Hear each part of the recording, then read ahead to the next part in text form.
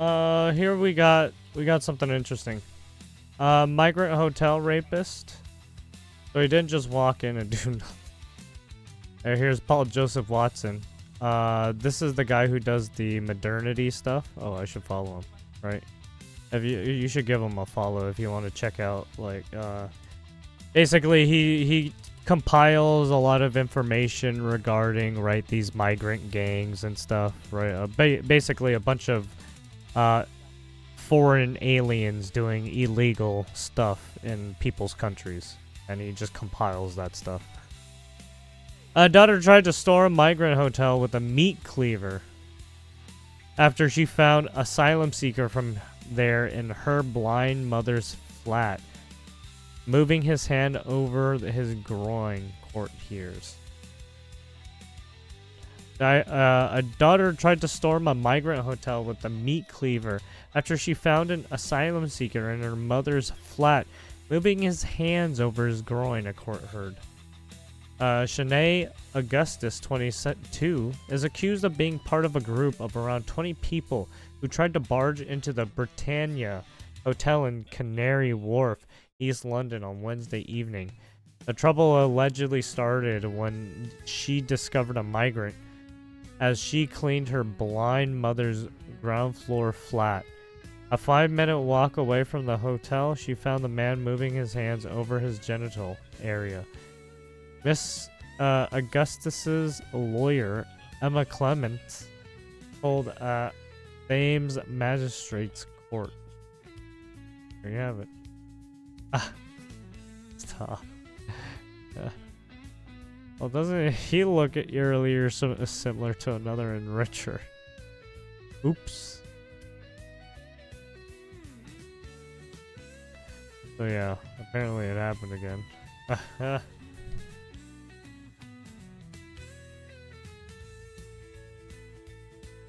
We got...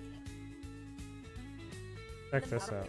City Councilman Abu Musa on tape stuffing ballots in middle of the night from the darkened truck. Second incident.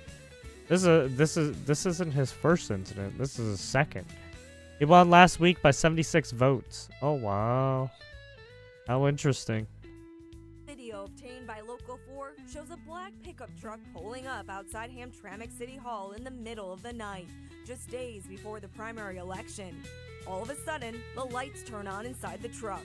That's when you spot 3 men inside, including what appears to be council member Abu Musa in the back seat, the same council member who is seeking re-election right now. The video then shows the driver getting out and stuffing absentee ballots into the drop box. The only problem? They don't all fit. He then starts pushing them in before reaching for 2 more stacks. The whole time looking around to see if anyone is watching. After about 2 minutes, the group drives away. And get this, Local 4 found that it happened again, only 4 days later. This time, a different car pulling up, with what appears to be the same council member in the passenger seat.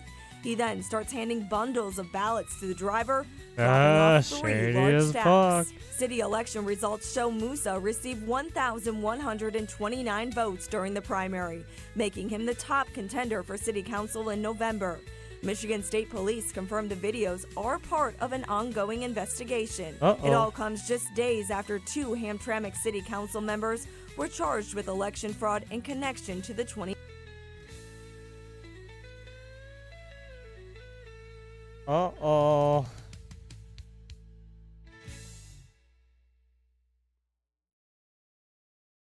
I'm sick and tired of all the evidence against the Democrats and no handcuffs.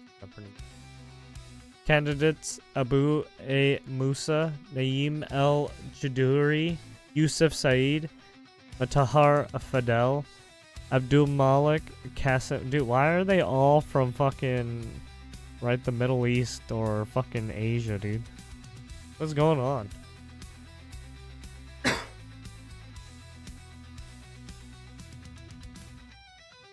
You see what they're trying to do to us? They're trying to fuck us.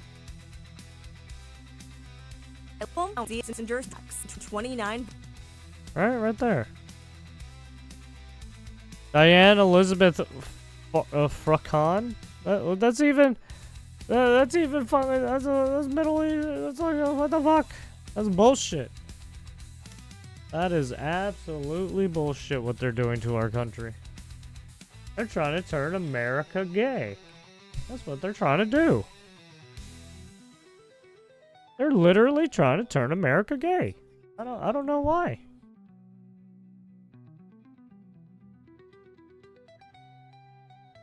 Ella Emhoff suffers from climate anxiety, feels disgust at state of the world. Whiny TikTok video. This is Kamala Harris's adopted daughter. So she being a bitch. Failed presidential candidate Kamala Harris's lefty activist stepdaughter was back to her whiny ways in a new TikTok video, in which she bizarrely claimed to suffer from climate anxiety. I think everything with the environment is really fucking getting to me. And it is. I experience a lot of climate anxiety like all of us do. No, I don't know what the fuck she's talking about. I don't. Ella Emhoff rented in a nearly 6.5 minute long check. Honestly, this is her problem.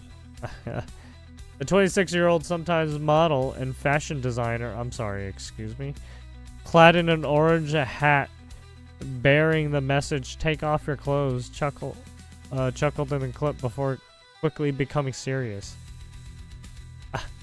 You know half of the people in her fucking industry fucking go balls to the walls and goes like half naked and shit. It's not funny. I do. It's just one of those things. It's not funny, but you just nervous laugh about it because it's scary. It is. No, you're just a pussy. Well, I mean, you do have a pussy, I think. The head-scratching claim came after former first husband Doug Emhoff's daughter whined that she feels disgusted at the state of the world earlier in the rambling clip, which has been seen nearly 19,000 times. I don't want to watch it. It's she's just a miserable person to listen to. Like, I think everyone, I feel disgust at what's going on in the world around genocide. Oh, here we go. The loss of rights, the loss of healthcare, the just general fear that everyone has surrounding affordability, their lives, their livelihood. Like everything, it's just, it feels so big. Oh, she cried. Besides the small things we can do and pushing for change and fighting and protesting, it's really hard not to sit in those moments where it just feels so heavy. Well, that's your problem. You try to go out there thinking you're going to make a change by physically trying to force people to say and do things you want. I'm sorry, that doesn't happen. So I've definitely been feeling that. Emhoff did not immediately respond to requests for comment. Well, because she's retarded. No one gives a fuck about a politician's daughter who's going to be spouting some activist bullshit.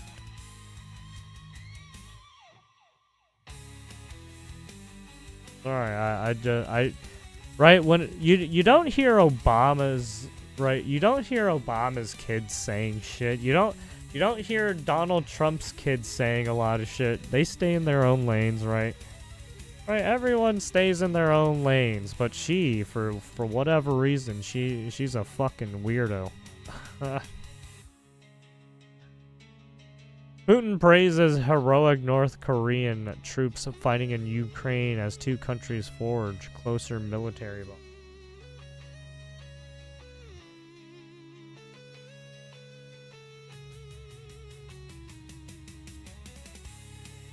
Russian President Vladimir Putin heaped praise on North Korean troops fighting in Ukraine as heroic in a letter penned to Kim Jong-un, as North Korean state media reported. The two nations have been forging closer ties since Putin's war in Ukraine, with Kim deploying more than 12,000 troops to fight alongside Moscow. Bonds of military friendship, goodwill, mutual aid, which were consolidated in the days of the war long ago, remain solid and reliable even today. Putin wrote in the letter marking the anniversary of Korea's liberation from Japanese rule on August 15th, 1945, when both nations fought side by side. This was demonstrated by the heroic participation of the Democratic People's Republic of Korea's soldiers in liberating the territory of the Kursk region from the Ukrainian occupiers, he said. Pyongyang's wave of soldiers, many inexperienced in modern warfare, helped Russia retake the Kursk region following Ukraine's surprise counter-invasion last summer, which had left the Kremlin humiliated. Russian people will keep forever the memories of their bravery and self-sacrifice, Putin added, according to the Korean Central News Agency, which reported the letter on Friday. Russian strongman said the two countries will continue to act jointly and effectively defend their sovereignty and make a significant contribution to establishing a just and multipolar world order. Putin's letter came alongside a visit to Pyongyang by a Russian delegation, thanking Kim for sending excellent soldiers to Ukraine. Kim said he spoke with Putin by phone Wednesday, agreeing to increase cooperation and keep closer communications between their countries. Last month, South Korean intelligence warned North Korea was set to send 30,000 more troops to aid in Putin's war machine, while estimating the Hermit Kingdom was now supplying almost half of Russia's ammunition for its invasion. The two leaders signed a mutual defense pact last year when Putin visited the reclusive state that was hailed as their strongest connection since the Cold War. There you have it.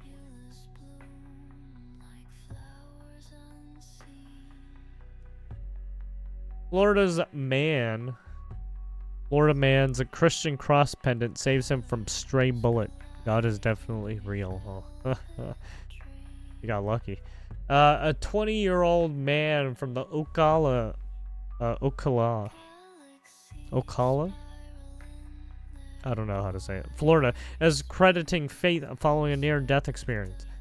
Aiden Perry was at his friend's house when he was accidentally shot in the chest by a .40 caliber pistol in June, Fox reported.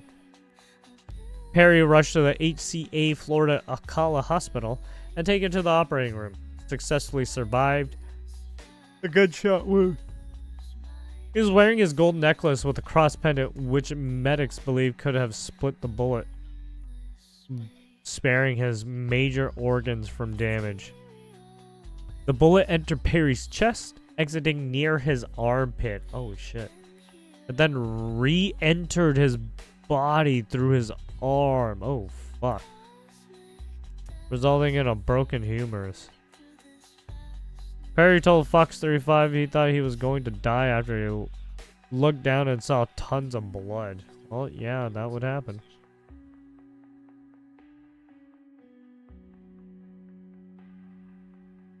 It's just a kind of reminder now to never stop believing, said Perry. Keep believing in God's definitely real. He said that while he considered himself religious before this, his faith has only grown stronger since the incident. Well, yeah, near-death experience can do that to you.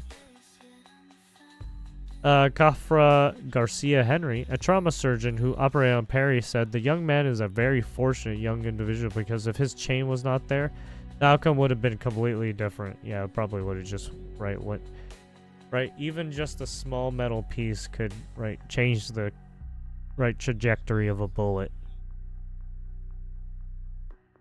right? Even your skull, right? You hear those cases of right, soldiers getting shot in the head sometimes, and the bullet fucking just ricocheting off their skull.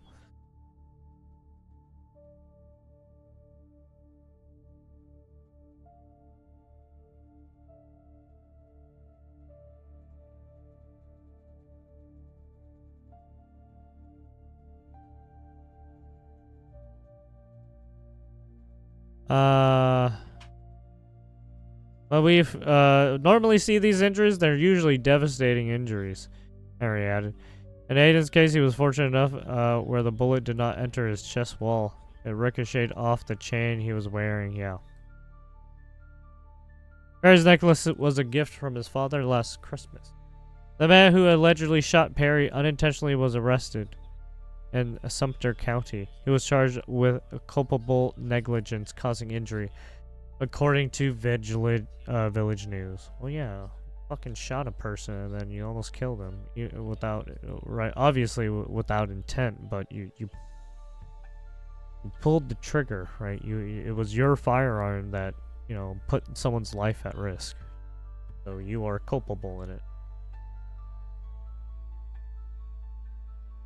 Right, it's the same way if you give someone drugs and they die from it, you are culpable for their death. Because you should have known that you shouldn't given them that much of a dose.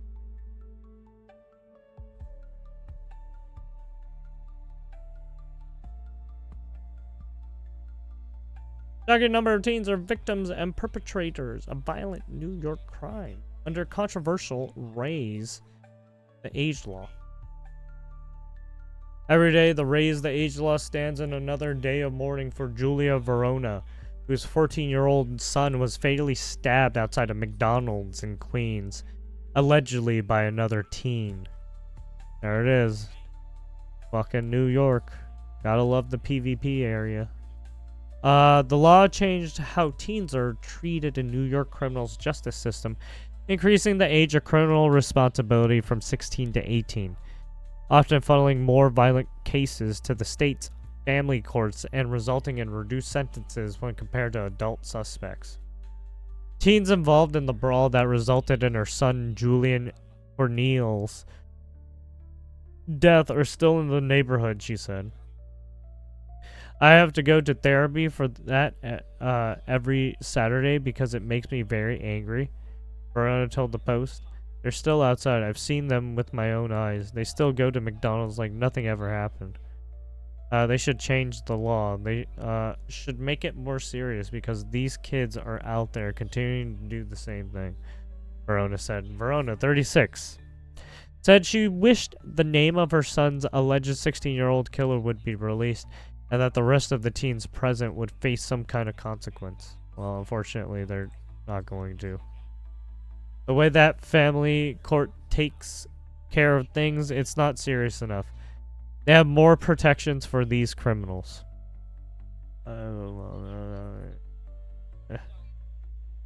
You could debate that, yes. In July 2022, 11-year-old Kiara Tay was shot and killed outside a nail salon in the Bronx by two teens on a moped. Moped gang.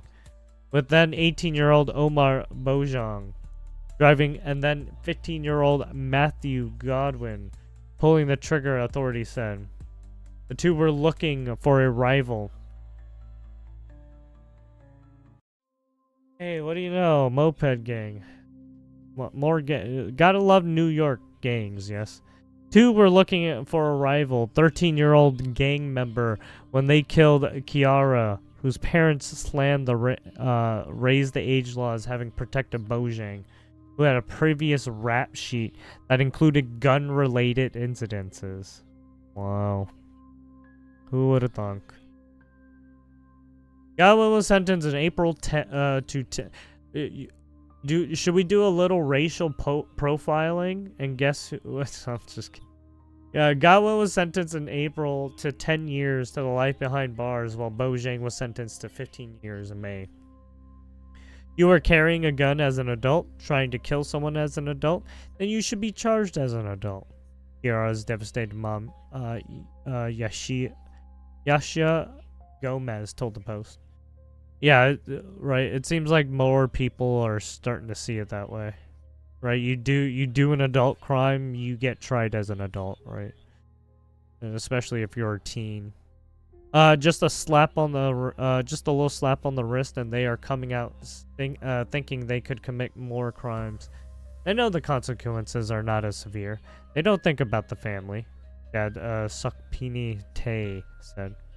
The suspect arrested in the February death of 18-year-old U.S. Navy hopeful Juan Pina in the Bronx is just 17, authorities have said.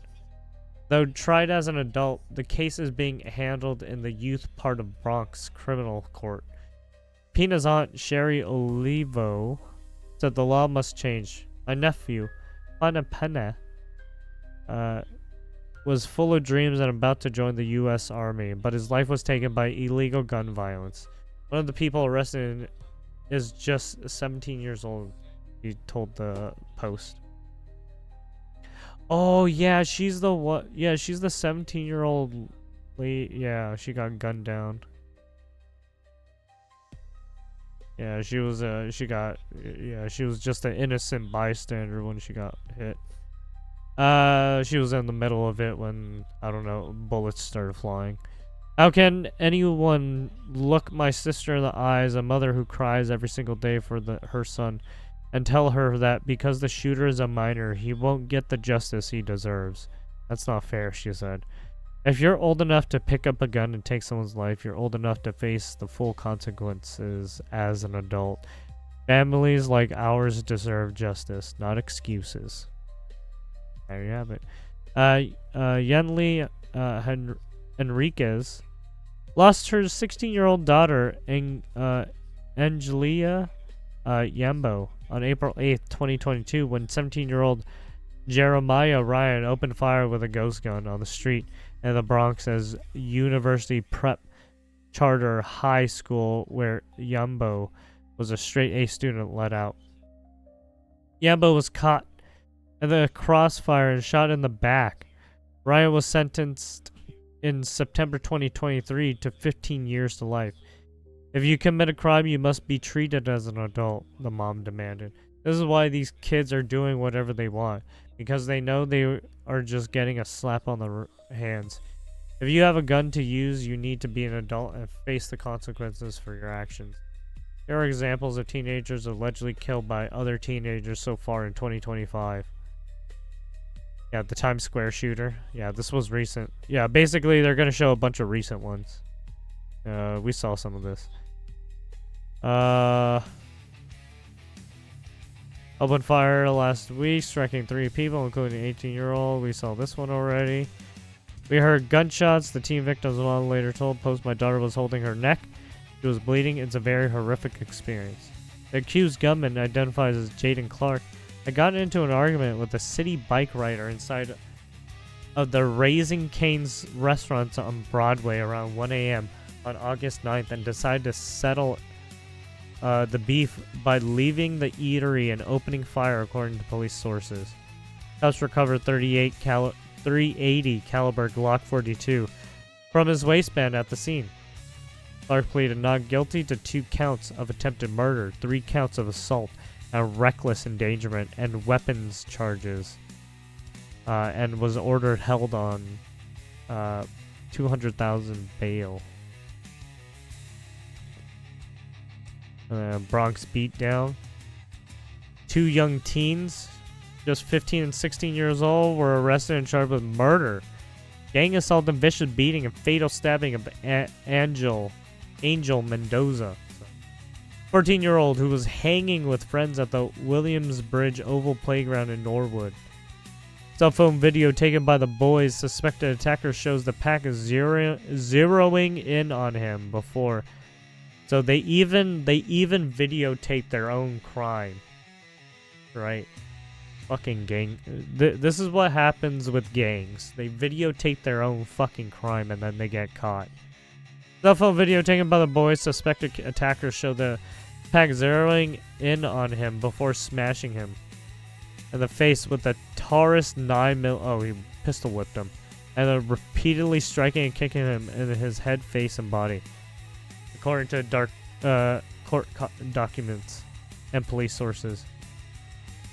2 teens among 4 suspected arrested in Mendoza's killings have not been identified because of their age and will likely be tried in the youth part of Bronx Criminal Court. Andrew Ensa and Jordan William, both 18, charged with the same raps in the case. They will be tried in Bronx Criminal Court. Mendoza was not in a gang and had no previous runs-ins with police. Said his family, who hid his shoes to keep him home and out of trouble.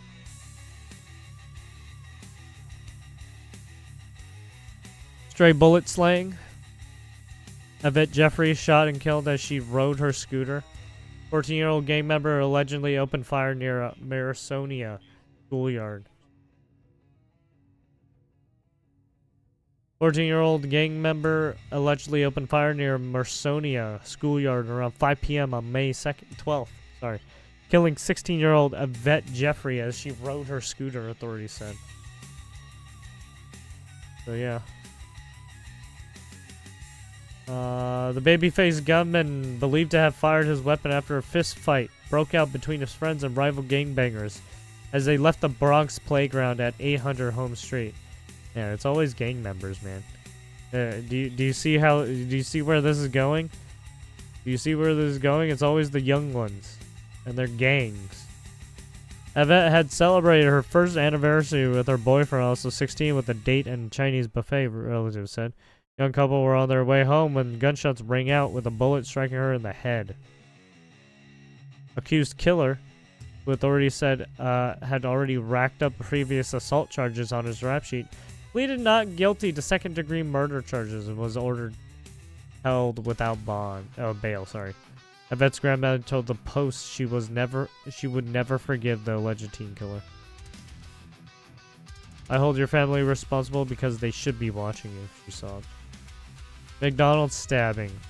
School brawl among group of teens on Valentine's Day ended in tragedy. Sunnyside.